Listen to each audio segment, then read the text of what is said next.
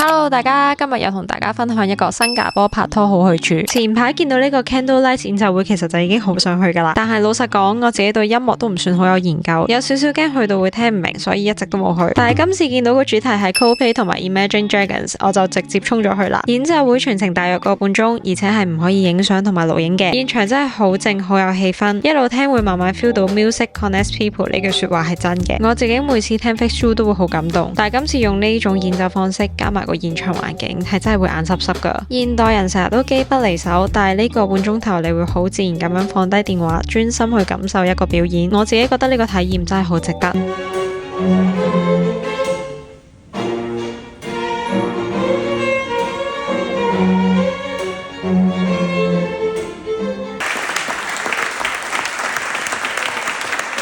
完場之後仲可以去附近嘅河邊散步，個感覺就好似有少少返到啱啱拍拖嘅時候。